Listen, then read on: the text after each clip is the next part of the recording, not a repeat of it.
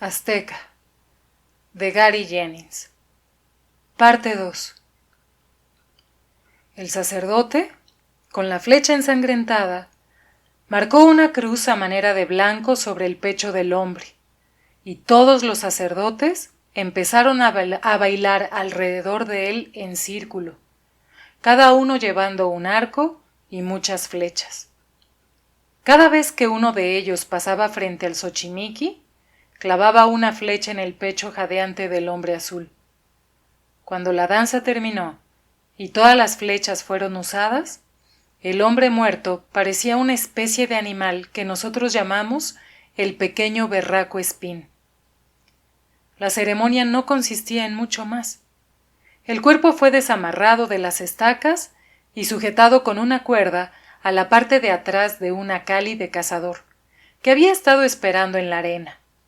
El cazador remó en su canoa hacia el centro del lago, fuera del alcance de nuestra vista, remolcando el cadáver hasta que éste se hundió por la acción del agua al penetrar dentro de los orificios naturales y los producidos por las flechas. Así recibió Atlahua su sacrificio. Mi padre me colocó otra vez sobre sus hombros y regresó con sus grandes zancadas a través de la isla. A medida que me bamboleaba en lo alto, sintiéndome a salvo y seguro, me hice un voto pueril y arrogante. Si alguna vez mi tonali me seleccionaba para la muerte florida del sacrificio, aun para un dios extranjero, no gritaría.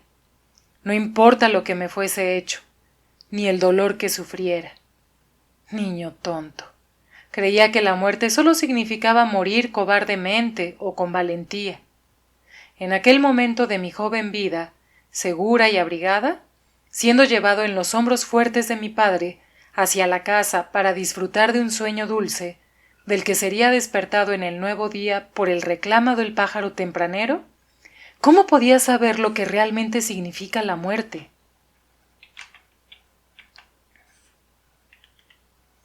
En aquellos días, creíamos que un héroe muerto al servicio de un señor poderoso o sacrificado en homenaje de una alta divinidad aseguraba una vida sempiterna en el más esplendoroso de los mundos del más allá, en donde sería recompensado y agasajado con bienaventuranzas por toda la eternidad.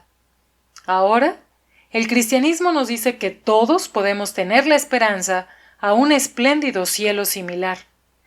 Pero, consideremos, aún el más heroico de los hombres, muriendo por la más honorable de las causas, aún el más devoto de los cristianos, muriendo mártir con la certeza de alcanzar el cielo, nunca volverán a sentir las caricias que los rayos lunares dejarán caer sobre sus rostros, en sombras de luz, mientras caminan bajo las ramas de los cipreses de este mundo. Un placer frívolo, tan pequeño, tan simple, tan ordinario, pero ya jamás volverán a disfrutar. Eso es la muerte. Su ilustrísima demuestra impaciencia. Discúlpeme, señor obispo, mi vieja mente me impulsa algunas veces fuera del camino recto, hacia el laberinto de una senda descarriada. Yo sé que algunas cosas que he dicho y algunas otras que diré no serán consideradas por usted como una información estrictamente histórica. Sin embargo, rezo para alcanzar su indulgencia, ya que no sé si tendré otra oportunidad para contar estas cosas. Y por todo lo que cuento, no cuento lo que podría contarse. Retrocediendo otra vez hacia mi infancia, no puedo pretender que ésta haya sido extraordinaria en ningún sentido, para nuestra época y lugar, puesto que yo era ni más ni menos que un niño ordinario. El número del día y el del año de mi nacimiento no fueron ni afortunados ni desafortunados. No nací durante algún portento ocurrido en el cielo, como por ejemplo un eclipse mordiendo a la luna, que podría haberme roído un labio en forma parecida o haber dejado una sombra permanente en mi cara, una marca oscura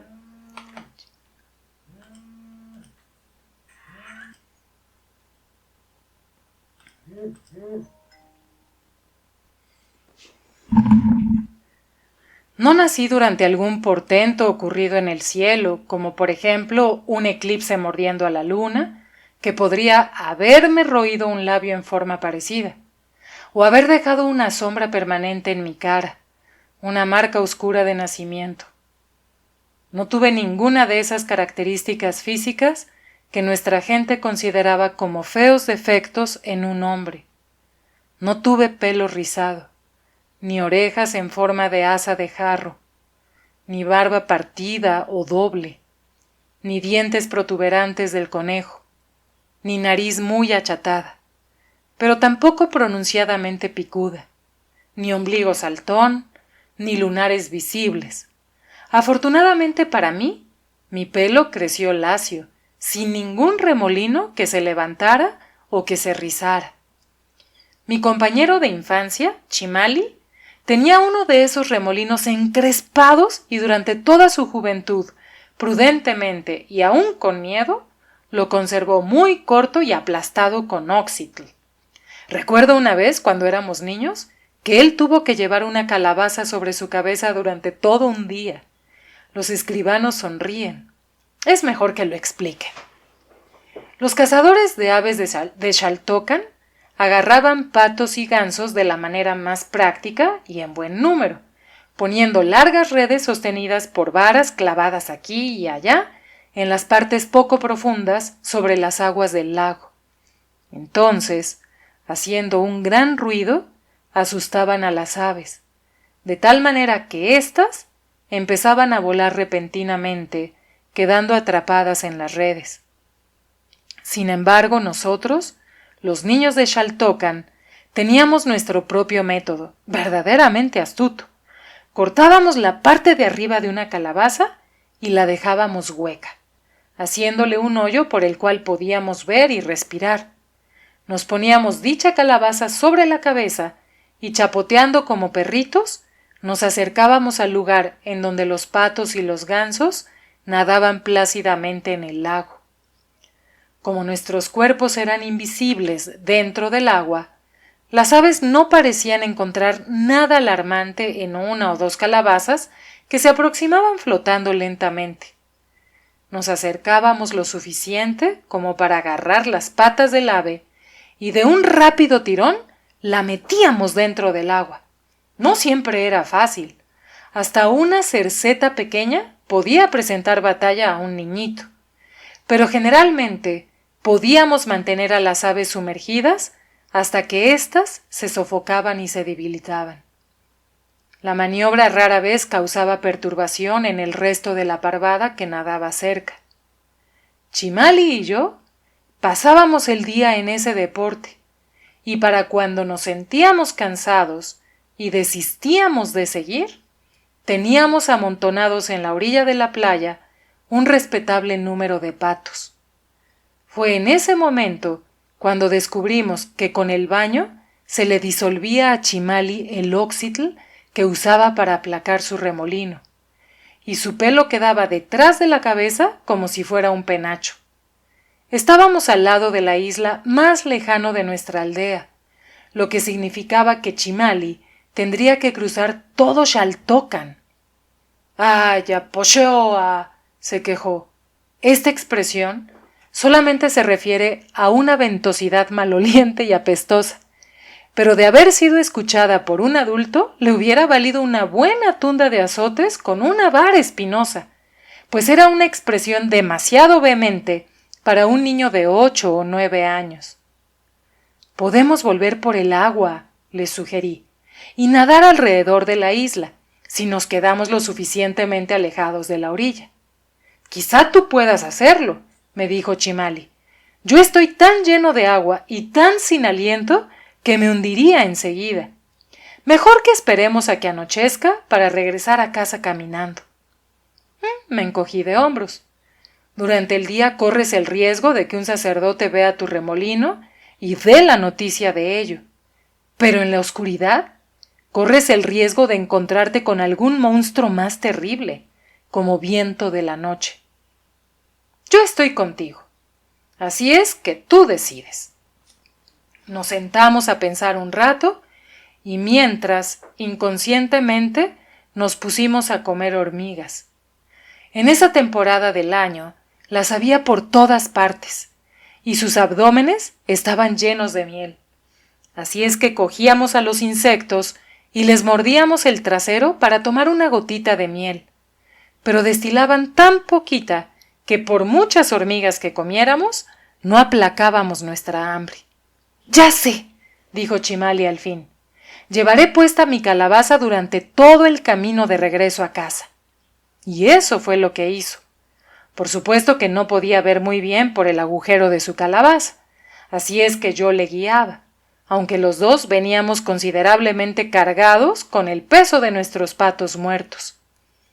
Esto significaba que Chimali tropezaba continuamente, cayéndose entre las raíces de los árboles o en las zanjas del camino. Por fortuna nunca se hizo pedazos su calabaza. Sin embargo, me reí de él durante todo el camino. Los perros le ladraban, y como el crepúsculo se nos echó encima antes de llegar a la casa, Chimali hubiera podido asustar y aterrorizar a cualquier persona que viajando al anochecer lo hubiese visto. Por otra parte, eso no debía haber sido motivo de risa. Había una buena razón para que Chimali fuera siempre cauto y cuidadoso con su indómito pelo. Y es que, como verán ustedes, cualquier niño con remolino era especialmente preferido por los sacerdotes cuando necesitaban de un joven para sus sacrificios. No me pregunten por qué. Ningún sacerdote me dijo jamás el por qué. Pues, ¿cuándo un sacerdote ha dado alguna vez una buena razón para imponernos las reglas irracionales que nos hace vivir, o por hacernos sentir el miedo, la culpa o la vergüenza que tenemos que sufrir cuando algunas veces las violamos? Eso no significa que quiera dar la impresión de que cualquiera de nosotros, jóvenes o viejos, viviéramos en constante aprensión. Excepto por unos cuantos caprichos arbitrarios, como esa predilección de los sacerdotes por los muchachos con remolinos en su pelo, nuestra religión y los sacerdotes que la interpretaban no nos cargaban con muchas demandas onerosas. Ninguna de las otras autoridades lo hicieron tampoco. Debíamos obediencia a nuestros soberanos y gobernadores, por supuesto. Teníamos ciertas obligaciones para los pipiltín nobles y prestábamos atención a los consejos de nuestros tlamatintin, hombres sabios.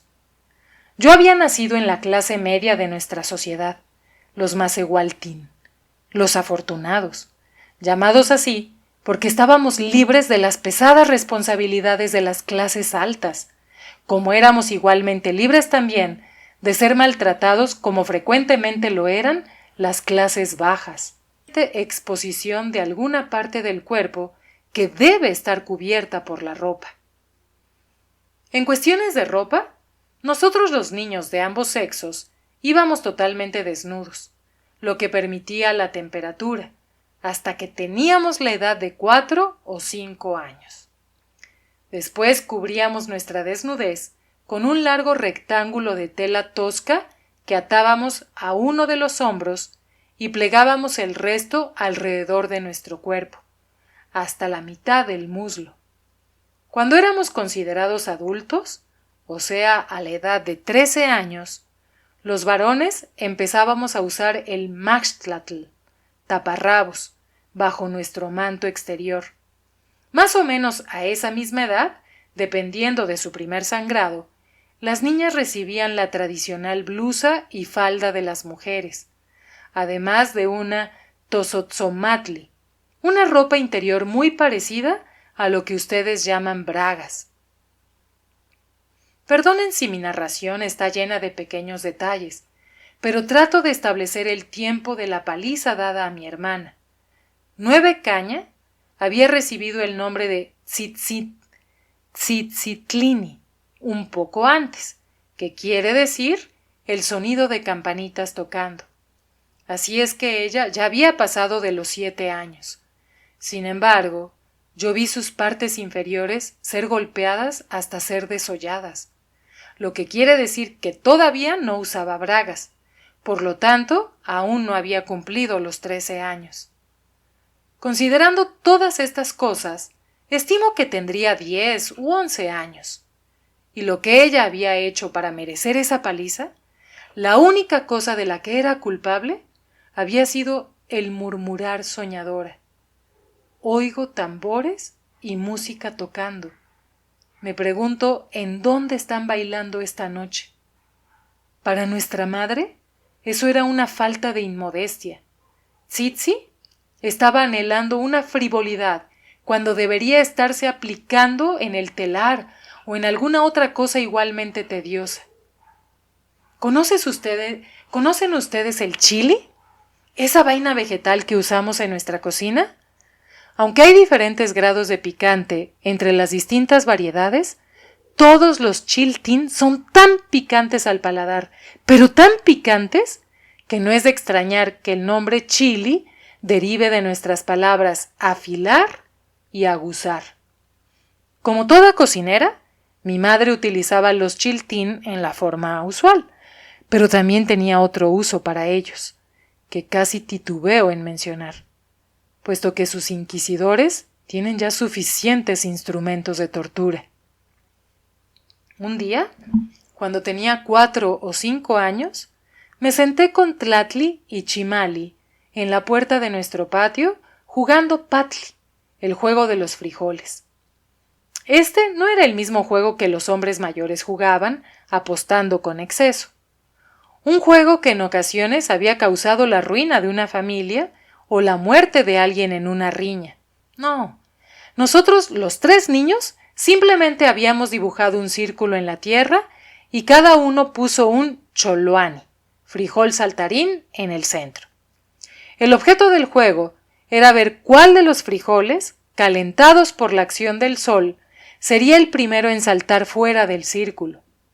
El mío tenía la tendencia a flojear y yo gruñí alguna imprecación. Quizá dije ¡Pochoa! O algo por el estilo. De repente estaba pies para arriba suspendido sobre la tierra. Mi tene me había agarrado con violencia de los tobillos. Vi las caras invertidas de Chimali y Tlatli, sus ojos y sus bocas abiertas por la sorpresa, antes de haber desaparecido dentro de la casa hasta las 3 piedras del hogar. Mi madre cambió la forma de asirme, de tal manera que con una mano arrojó un puñado de chili rojo y seco en la lumbre. Cuando estuvo crujiendo y lanzó hacia arriba un humo denso, amarillento, mi tene me tomó otra vez por los tobillos y me suspendió cabeza abajo sobre ese acre humo. Dejo a su imaginación los siguientes momentos, pero creo que estuve a punto de morirme. Recuerdo que mis ojos lloraban continuamente medio mes después, y no podía aspirar ni superficialmente ni sentir como si inhalara llamas y lajas. Y no podía aspirar ni superficialmente sin sentir como si inhalara llamas y lajas. Después de eso, me sentí muy afortunado, pues nuestras costumbres no dictaban que un niño pasase mucho tiempo en compañía de su madre, y ya tenía una buena razón para no estar en su compañía.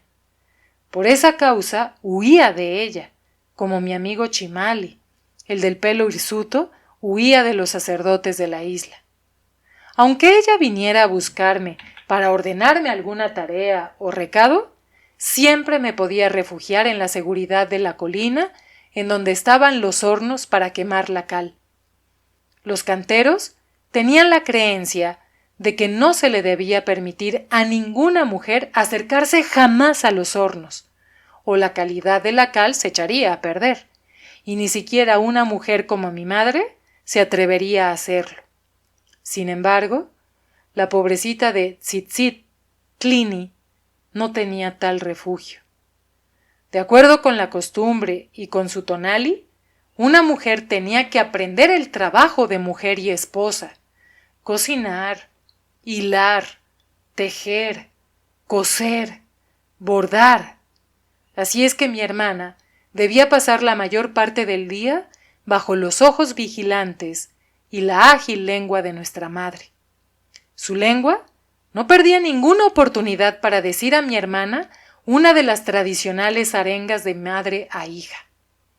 Cuando Tsitsi me repitió algunas, estuvimos de acuerdo en que habían sido confeccionadas por algún lejano antepasado, más para el beneficio de la madre que de la hija. Debes atender siempre, hija, al servicio de los dioses, y a dar comodidad a tus padres. Si tu madre te llama, no te esperes a que te hable 2 veces. Ve siempre al instante.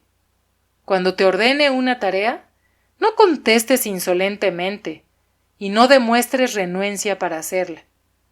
Lo que es más, si tu tene llama a otro y aquel no va rápidamente, ve tú misma a ver qué es lo que desea y hazlo tú, y hazlo bien.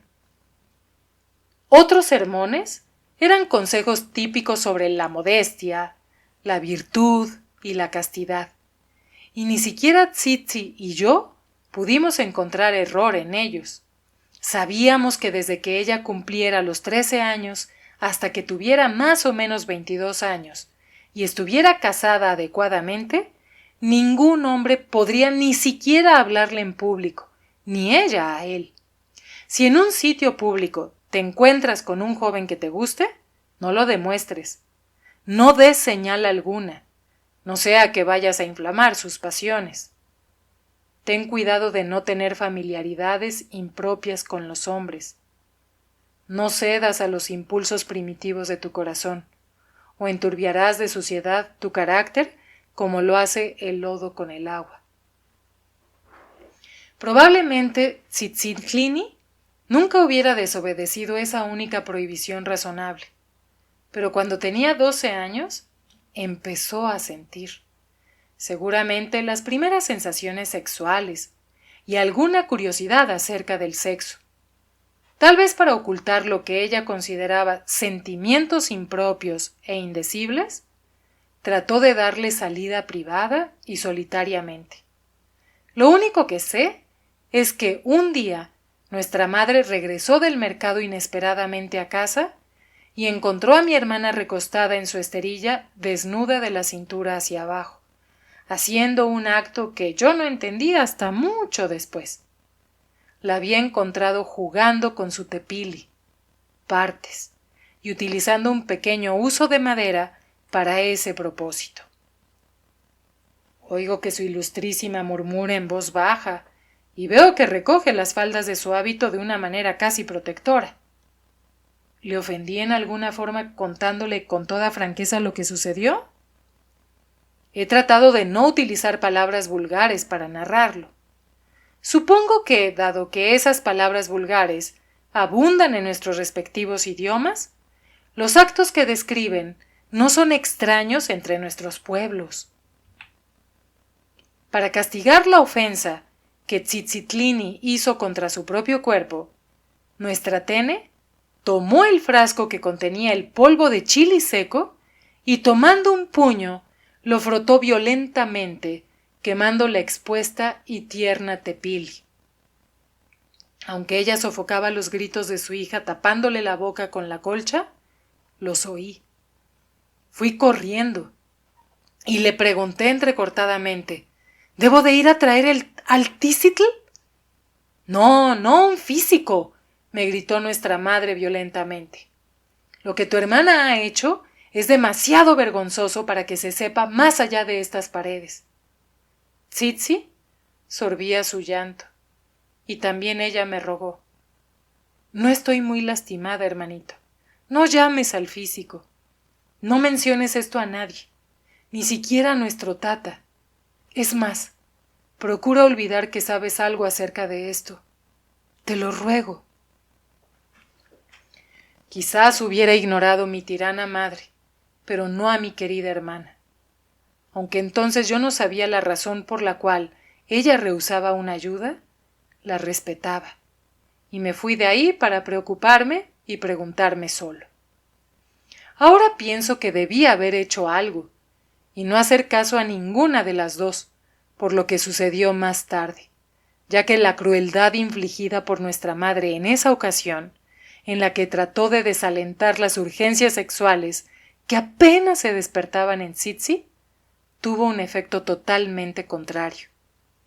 Creo que desde entonces las partes tepili de mi hermana se quemaban como una garganta ampollada con chili, calientes y sedientas, clamando por ser apagadas. Creo que no hubieran pasado muchos años antes de que mi querida hermana Tzitzitliini se hubiera ido a ahorcarse al camino. A horcajarse al camino, como nosotros decimos de una ramera depravada y promiscua. Esa era la profundidad más sórdida en la que una joven decente mexica podría caer. O por lo menos, así lo pensaba, hasta que conocí el destino aún más terrible en que finalmente cayó mi hermana. ¿Cuál fue su conducta?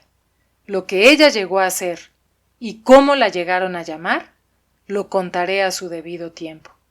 Sin embargo, quiero decir solamente una cosa aquí. Quiero decir que para mí, ella siempre fue y siempre será Tzitzitliini, el sonido de campanitas tocando.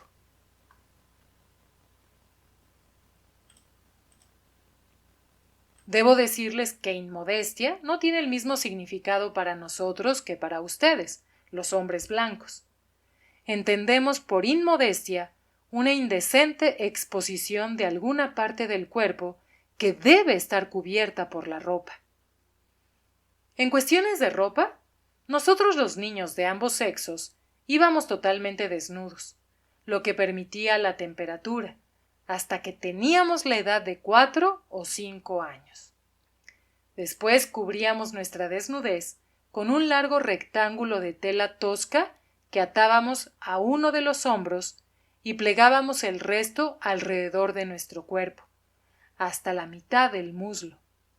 Cuando éramos considerados adultos, o sea, a la edad de 13 años, los varones empezábamos a usar el maxtlatl, taparrabos, bajo nuestro manto exterior.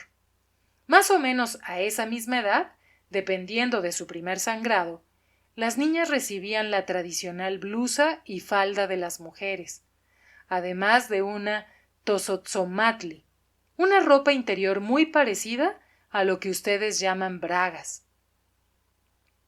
Perdonen si mi narración está llena de pequeños detalles, pero trato de establecer el tiempo de la paliza dada a mi hermana. 9 Caña había recibido el nombre de Tzitzitliini un poco antes, que quiere decir el sonido de campanitas tocando. Así es que ella ya había pasado de los 7 años. Sin embargo, yo vi sus partes inferiores ser golpeadas hasta ser desolladas, lo que quiere decir que todavía no usaba bragas, por lo tanto, aún no había cumplido los 13 años. Considerando todas estas cosas, estimo que tendría 10 u 11 años. Y lo que ella había hecho para merecer esa paliza, la única cosa de la que era culpable, había sido el murmurar soñadora. Oigo tambores y música tocando. Me pregunto en dónde están bailando esta noche. Para nuestra madre, eso era una falta de inmodestia. Tsitsi estaba anhelando una frivolidad cuando debería estarse aplicando en el telar o en alguna otra cosa igualmente tediosa. ¿Conocen ustedes el chili? ¿Esa vaina vegetal que usamos en nuestra cocina? Aunque hay diferentes grados de picante entre las distintas variedades, todos los chiltín son tan picantes al paladar, pero tan picantes, que no es de extrañar que el nombre chili derive de nuestras palabras afilar y aguzar. Como toda cocinera, mi madre utilizaba los chiltín en la forma usual, pero también tenía otro uso para ellos, que casi titubeo en mencionar, puesto que sus inquisidores tienen ya suficientes instrumentos de tortura. Un día, cuando tenía 4 o 5 años, me senté con Tlatli y Chimali en la puerta de nuestro patio jugando patli, el juego de los frijoles. Este no era el mismo juego que los hombres mayores jugaban, apostando con exceso. Un juego que en ocasiones había causado la ruina de una familia o la muerte de alguien en una riña.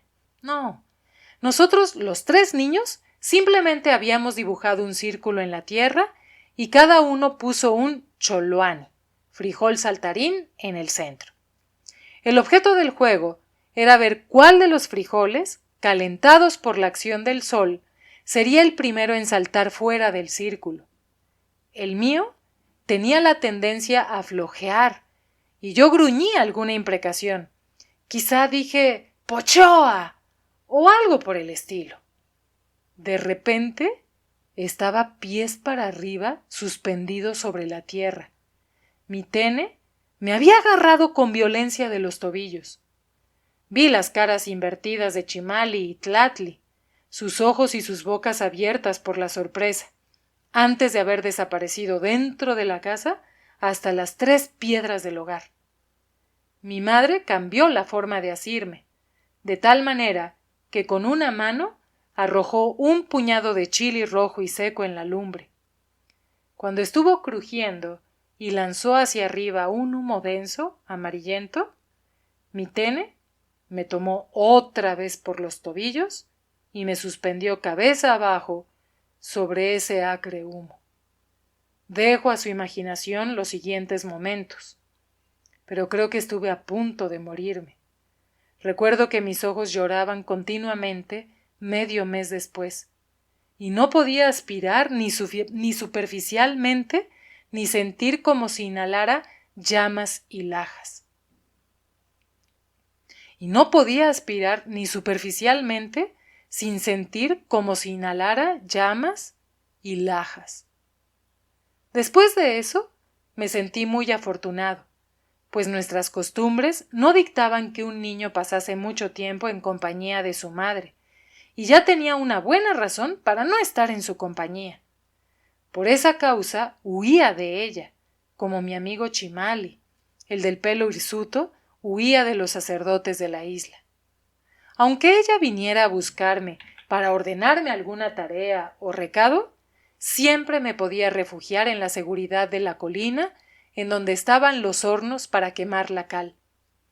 Los canteros tenían la creencia de que no se le debía permitir a ninguna mujer acercarse jamás a los hornos, o la calidad de la cal se echaría a perder, y ni siquiera una mujer como mi madre se atrevería a hacerlo. Sin embargo, la pobrecita de Tzitzit Tlini no tenía tal refugio. De acuerdo con la costumbre y con su tonali, una mujer tenía que aprender el trabajo de mujer y esposa, cocinar, hilar, tejer, coser, bordar. Así es que mi hermana debía pasar la mayor parte del día bajo los ojos vigilantes y la ágil lengua de nuestra madre. Su lengua no perdía ninguna oportunidad para decir a mi hermana una de las tradicionales arengas de madre a hija. Cuando Tsitsi me repitió algunas, estuvimos de acuerdo en que habían sido confeccionadas por algún lejano antepasado, más para el beneficio de la madre que de la hija. Debes atender siempre, hija, al servicio de los dioses, y a dar comodidad a tus padres. Si tu madre te llama, no te esperes a que te hable 2 veces, ve siempre al instante. Cuando te ordene una tarea, no contestes insolentemente y no demuestres renuencia para hacerla. Lo que es más, si tu tene llama a otro y aquel no va rápidamente, ve tú misma a ver qué es lo que desea y hazlo tú, y hazlo bien. Otros sermones eran consejos típicos sobre la modestia, la virtud y la castidad, y ni siquiera Tsitsi y yo pudimos encontrar error en ellos. Sabíamos que desde que ella cumpliera los 13 años hasta que tuviera más o menos 22 años y estuviera casada adecuadamente, ningún hombre podría ni siquiera hablarle en público, ni ella a él. Si en un sitio público ¿Te encuentras con un joven que te guste? No lo demuestres. No des señal alguna, no sea que vayas a inflamar sus pasiones. Ten cuidado de no tener familiaridades impropias con los hombres. No cedas a los impulsos primitivos de tu corazón, o enturbiarás de suciedad tu carácter como lo hace el lodo con el agua. Probablemente Tzitzitlini nunca hubiera desobedecido esa única prohibición razonable, pero cuando tenía 12 años empezó a sentir, seguramente las primeras sensaciones sexuales y alguna curiosidad acerca del sexo. Tal vez para ocultar lo que ella consideraba sentimientos impropios e indecibles, trató de darle salida privada y solitariamente. Lo único que sé es que un día nuestra madre regresó del mercado inesperadamente a casa y encontró a mi hermana recostada en su esterilla, desnuda de la cintura hacia abajo, haciendo un acto que yo no entendí hasta mucho después. La había encontrado jugando con su tepili, partes, y utilizando un pequeño huso de madera para ese propósito. Oigo que su ilustrísima murmura en voz baja, y veo que recoge las faldas de su hábito de una manera casi protectora. ¿Le ofendí en alguna forma contándole con toda franqueza lo que sucedió? He tratado de no utilizar palabras vulgares para narrarlo. Supongo que, dado que esas palabras vulgares abundan en nuestros respectivos idiomas, los actos que describen no son extraños entre nuestros pueblos. Para castigar la ofensa que Tzitzitlini hizo contra su propio cuerpo, nuestra Tene tomó el frasco que contenía el polvo de chili seco y tomando un puño lo frotó violentamente, quemando la expuesta y tierna tepili. Aunque ella sofocaba los gritos de su hija tapándole la boca con la colcha, los oí. Fui corriendo y le pregunté entrecortadamente: ¿Debo de ir a traer al Tzitl? No, no un físico, me gritó nuestra madre violentamente. Lo que tu hermana ha hecho es demasiado vergonzoso para que se sepa más allá de estas paredes.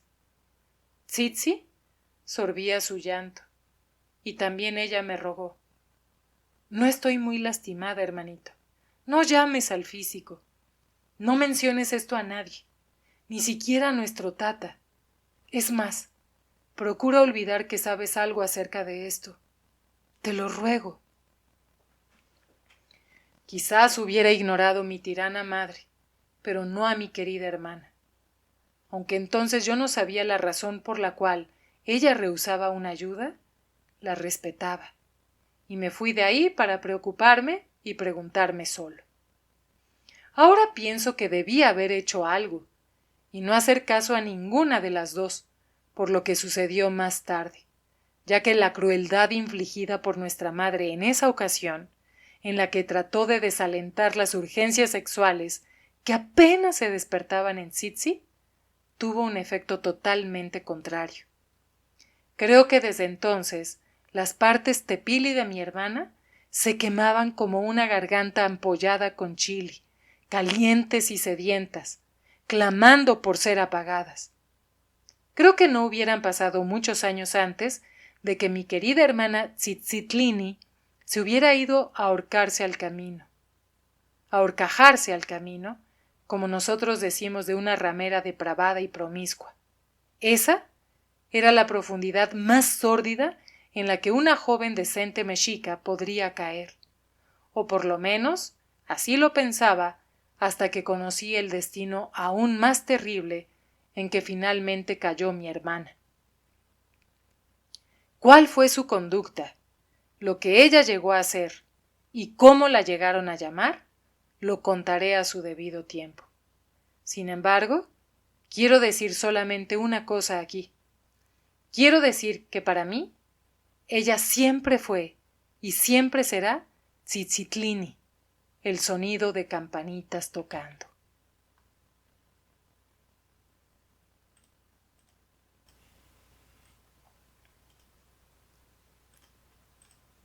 Santificada Cesárea Católica Majestad. El emperador Don Carlos, nuestro Señor Rey. Que la serena y benéfica luz de nuestro Señor Jesucristo caiga eternamente sobre vuestra Majestad Don Carlos, por la gracia divina, nombrado emperador, etcétera, etcétera.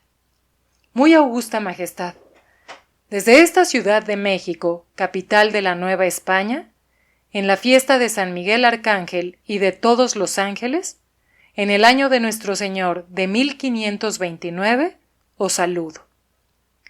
Vuestra Majestad ordena que continuemos enviando porciones adicionales de la llamada Historia Azteca, tan pronto como las páginas sean recopiladas.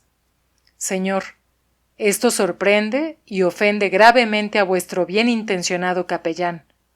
Nos, ni por todos los reinos del dominio de vuestra Majestad, soñaríamos con disputar los deseos y las decisiones de nuestro soberano.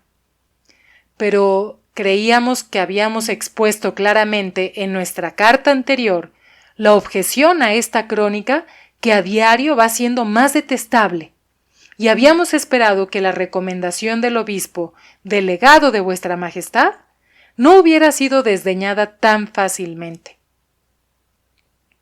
Somos conscientes de la preocupación de vuestra graciosa Majestad por el deseo de informarse lo más minuciosamente posible acerca, inclusive, de sus remotos súbditos para poder gobernarlos más sabia y benéficamente. De hecho, hemos respetado esa valiosa y meritoria preocupación desde el primer mandato de vuestra Majestad, que personalmente nos encomendó, la exterminación de las brujas de Navarra. Desde esa sublime y prodigiosa purificación por fuego, aquella provincia, una vez disidente, ha sido entre todas las demás la más obediente y subordinada a la soberanía de vuestra Majestad. Vuestro humilde servidor intenta igualar esta asiduidad y arrancar los viejos demonios de estas nuevas provincias, metiendo en cintura al vicio y espoleando la virtud, para llevar igualmente a estas tierras a someterse a vuestra Majestad y a la Santa Cruz. Seguramente que nada puede ser intentado en el servicio de vuestra Majestad que no sea bendecido por Dios. Y ciertamente, vuestra muy poderosa señoría debería tener conocimiento de lo que concierne a esta tierra, porque es tan ilimitada y maravillosa que vuestra Majestad bien puede llamarse emperador sobre ella con no menos orgullo con lo que lo hace de Alemania, que por la gracia de Dios también es ahora posesión de vuestra Majestad. Sin embargo, al supervisar la transcripción de esta historia de lo que ahora es la Nueva España, solamente Dios sabe cuánto hemos sido atormentado, injuriado y molestado por las emanaciones nauseabundas e inextinguibles del narrador. Este azteca es un eolo con una bolsa inacabable de vientos. No podríamos quejarnos de eso si se limitara a lo que nosotros le hemos pedido, una relación a la manera de San Gregorio de Tours y de otros historiadores clásicos, nombres de personajes distinguidos, sumarios breves sobre sus carreras, fechas prominentes, lugares, batallas, etc. Sin embargo, no es posible restringir a esta catarata humana de sus divagaciones sobre los aspectos más sórdidos y repelentes de su historia y de la de su pueblo. Estamos de acuerdo en que este indio era un pagano hasta su bautismo, hace solamente unos pocos años. Debemos conceder con caridad que las atrocidades infernales que cometió y de las que fue testigo durante su vida pasada fueron hechas o condonadas en la ignorancia de la moral cristiana. Pero ahora, que por lo menos se llama cristiano, uno esperaría de él que, si es que tiene que concentrarse en los episodios más bestiales de su vida y de su tiempo, por lo menos manifestara una contrición humilde y decente, de conformidad a los horrores que describe con esos detalles tan lascivos. Él no lo hace. No siente ningún horror ante esas enormidades, ni siquiera enrojece ante las muchas ofensas a nuestro Señor, y ante la decencia común contra la cual está golpeando constantemente los oídos de nuestros frailes escribanos. Idolatría, pretensiones de magia, supersticiones, sed y deseo de sangre, obscenidades y actos contra natura, y otros pecados tan viles que nos abstenemos de mencionarlos aquí, excepto por la orden de vuestra Majestad de que todo sea expuesto con mucho detalle. No permitiríamos a nuestros escribanos poner parte de la narración del azteca en lo escrito en el pergamino. Sin embargo, este humilde siervo de vuestra Majestad nunca ha desobedecido una orden real. Intentaremos contener nuestra náusea y considerar las murmuraciones perniciosas del indio simplemente como la evidencia de que, durante su vida, el enemigo le presentó muchas clases de tentaciones y pruebas, que Dios permitió para aumentar la fuerza del alma del azteca. Esto nos recuerda que no es pequeña la evidencia de la grandeza de Dios, porque Él escoge no a los sabios y a los fuertes, sino a los humildes y débiles, para ser igualmente instrumentos y beneficiarios de su misericordia. La ley de Dios nos recuerda y nos obliga a extender una medida más de tolerancia hacia aquellos quienes todavía no han apagado su sed en las fuentes de la fe, más que aquellos que, habiendo ya saciado su sed, están acostumbrados a ella.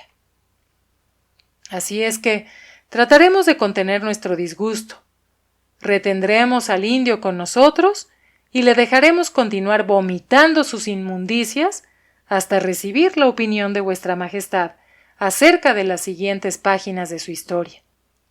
Afortunadamente, en este momento en particular, no tenemos ningún trabajo urgente para sus 5 asistentes. La única recompensa que recibe esta criatura es que le dejamos compartir nuestra comida y le hemos puesto en un cuarto de la despensa que ya no se utiliza una esterilla de paja en donde dormir, aquellas noches que no las pasa atendiendo a su esposa, aparentemente achacosa, a quien lleva las sobras de nuestra merienda. Confiamos en que pronto nos veremos libres de él y de la miasma asquerosa que le rodea. Estamos seguros de que cuando vos leáis las páginas siguientes, Señor, indescriptiblemente más horripilantes que las anteriores, compartiréis nuestra repulsión y gritaréis: «¡No más de esta suciedad!». Como David gritó: «No lo publiquéis, no sea que los descreídos se regocijen». Anhelantes y ansiosamente esperamos la orden de vuestra estimada Majestad en el siguiente barco correo, de que todas las páginas recopiladas en el ínterin sean destruidas, y así poder echar fuera de nuestros recintos a este bárbaro reprensible. Que Dios nuestro Señor sostenga y preserve a vuestra más excelentísima Majestad por muchos años en su santo servicio. De S.C.C.M., fiel siervo y capellán orante, exe signum Zumárraga.